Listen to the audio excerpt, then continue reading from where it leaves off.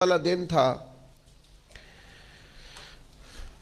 حضرت فاروق اعظم رضی اللہ تعالیٰ عنہ نے نبی پاک علیہ السلام کے مصلی پہ کھڑے ہو کے لوگوں کو عید کی نماز پڑھائی،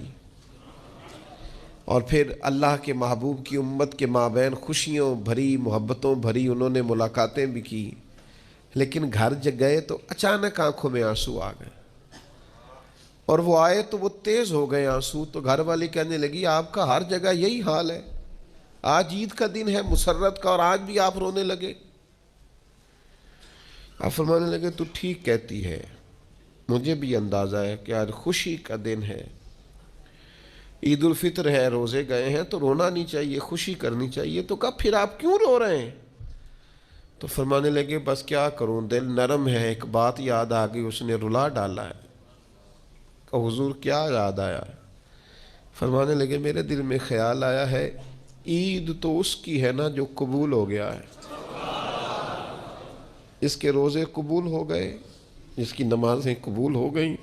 جس کی تراویح قبول ہو گئی، جس کا اعتکاف قبول ہو گیا، جس کی بیت اللہ کی حاضری قبول ہو گئی، جس کی روضہ رسول کی حاضری قبول ہو گئی، جو قبول ہو گئی، عید تو اس کی ہے، لیکن جس نے سارا کچھ کیا ہے پر قبول نہیں ہوا تو اس کو پھر میری طرح رونا ہی چاہیے، اس کے لیے رونا ہی تو ہے۔ وہ یارو اگر وہ کرے قبول تو بڑا کریم ہے، ورنہ حال یہ ہے کہ فویل للمصلین، کچھ نمازیوں کے لیے بھی بربادی ہے، کچھ قاریوں کے لیے بھی بربادی ہے، کچھ ایسے صاحبان علم بھی ہوں گے جو صبح قیامت